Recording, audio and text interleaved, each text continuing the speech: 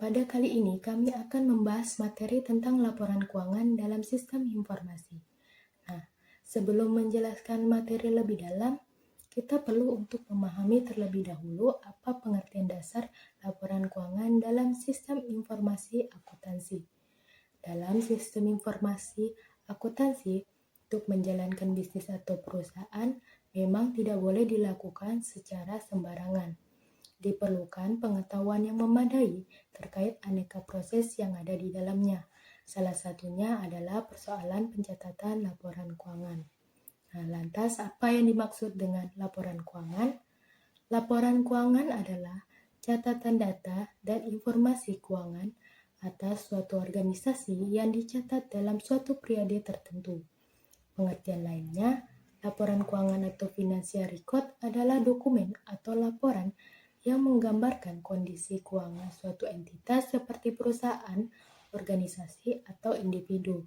Laporan keuangan berisi informasi tentang pendapatan, biaya, laba atau rugi, aset, utang, dan ekuitas. Sedangkan sistem informasi akuntansi merupakan suatu sistem yang terdiri dari berbagai formulir, catatan, dan laporan yang telah disusun dan menghasilkan suatu informasi keuangan yang dibutuhkan oleh perusahaan. Jadi, laporan keuangan dalam sistem informasi akuntansi adalah laporan keuangan dengan proses yang berkaitan dengan teknologi informasi berbasis perangkat lunak dan dapat diterapkan sebagai bagian dari solusi teknologi informasi perusahaan. Selain itu, juga untuk menyajikan informasi akuntansi terstruktur, membantu akuntan dan manajemen perusahaan dalam pengambilan keputusan yang efektif, dan untuk melaporkan kondisi keuangan perusahaan secara akurat dan benar. Selanjutnya, dari pengertian laporan keuangan yang sudah saya jelaskan barusan, pasti laporan keuangan itu memiliki peran penting dalam membantu perusahaan membuat keputusan bisnis yang tepat. Lalu, apa peran laporan keuangan dalam mengambil keputusan bisnis? Peran laporan keuangan dalam pengambilan keputusan bisnis terdapat beberapa peran utamanya, yaitu 1. Evaluasi kinerja keuangan. Laporan keuangan seperti laporan laba rugi, neraca, dan laporan arus kas memungkinkan manajemen untuk menilai kinerja keuangan perusahaan. Dengan menganalisis pendapatan, biaya, laba, dan arus kas, manajemen dapat mengidentifikasi area yang berkinerja baik dan area yang memerlukan perbaikan. Kedua yaitu perencanaan dan penganggaran. Laporan keuangan memberikan informasi penting dari masa lalu yang berguna untuk merencanakan dan menganggarkan keuangan di masa depan dengan melihat tren dalam laporan tersebut. Perusahaan bisa membuat perkiraan keuangan yang masuk akal dan anggaran yang efektif. Hal ini membantu memastikan penggunaan sumber daya perusahaan secara efisien.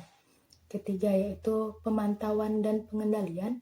Laporan keuangan memungkinkan manajemen untuk memantau dan mengendalikan operasi bisnis secara berkelanjutan dengan membandingkan hasil aktual dengan anggaran dan proyeksi.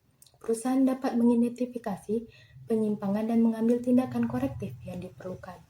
Keempat yaitu penilaian risiko dan manajemen krisis. Laporan keuangan membantu perusahaan memahami risiko keuangannya.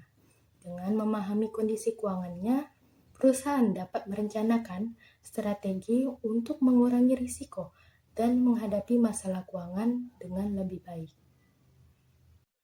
Hubungan antara sistem informasi akuntansi dengan laporan keuangan.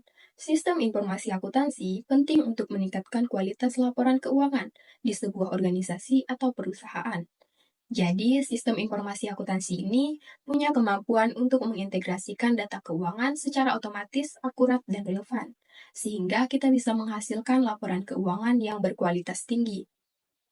Yang pertama, keandalan. Sistem informasi akuntansi memastikan data keuangan yang dicatat itu bebas dari kesalahan yang bisa membuat kita bingung.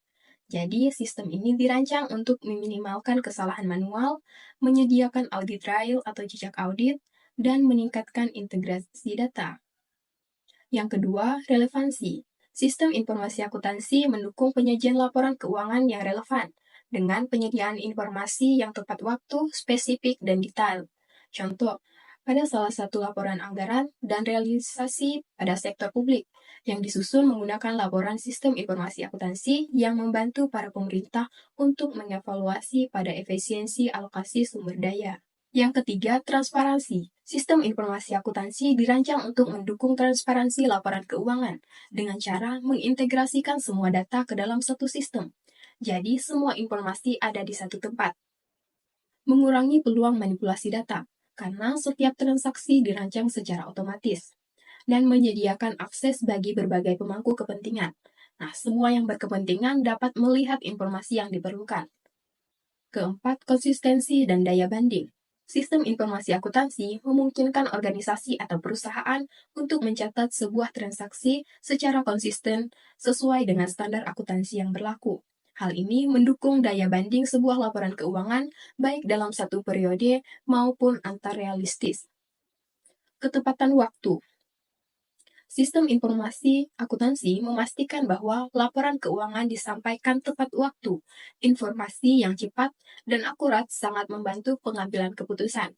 Jadi, sistem informasi akuntansi berperan positif terhadap laporan keuangan, yang artinya semakin baik sistem informasi akuntansi, maka laporan keuangan yang dihasilkan akan semakin berkualitas.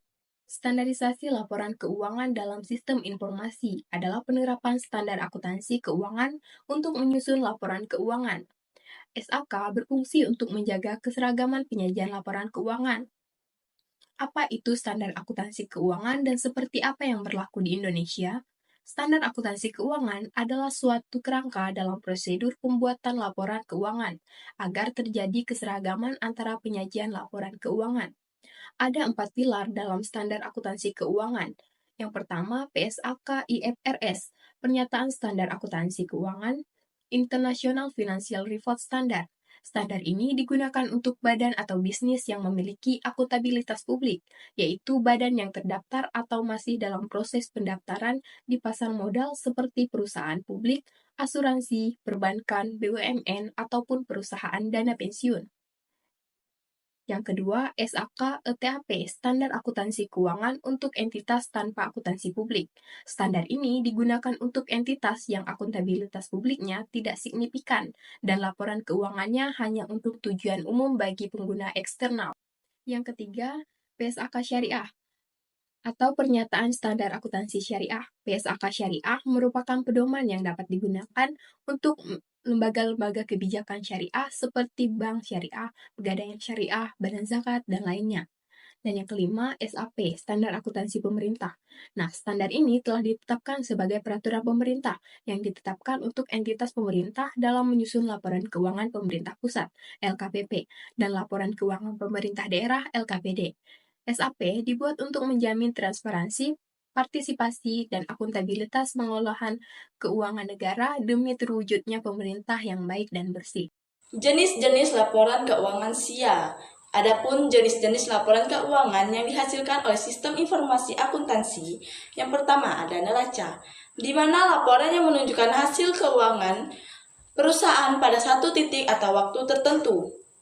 Ada beberapa komponen yang termaksud di dalam neraca ini. Yang pertama yaitu aset, sumber daya yang dimiliki perusahaan seperti kas, piutang, persediaan, dan peralatan.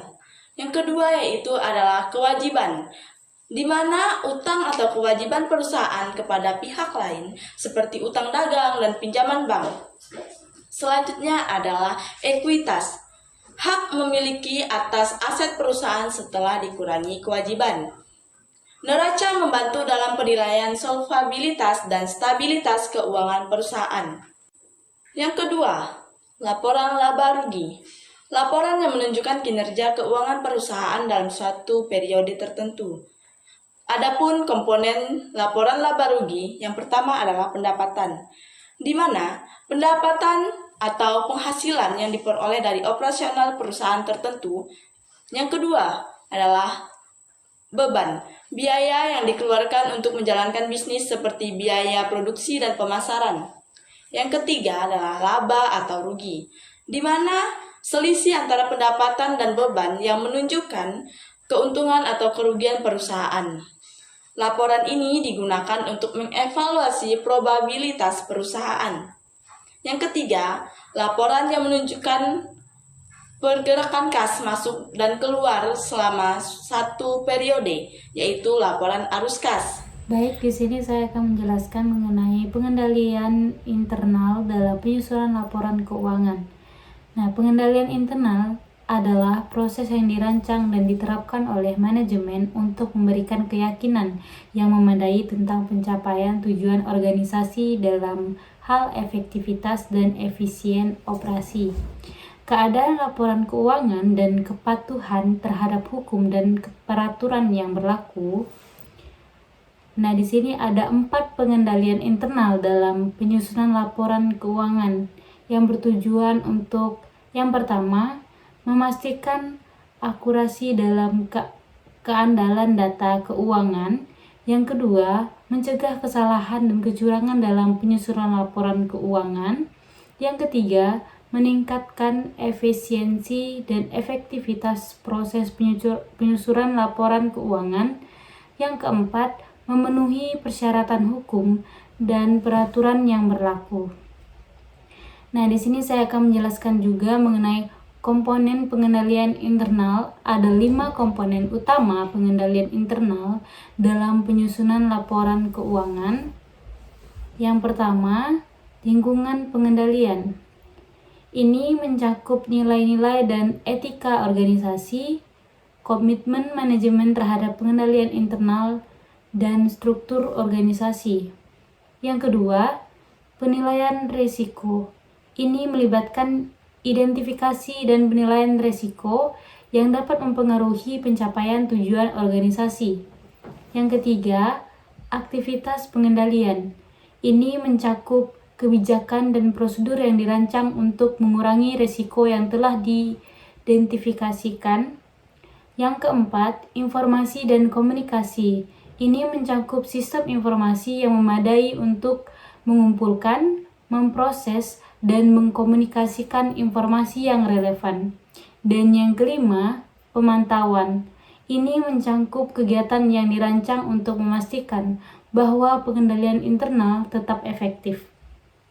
Analisis laporan keuangan dalam sistem informasi. Analisis laporan keuangan merupakan proses penting dalam memahami kinerja dan posisi keuangan suatu perusahaan.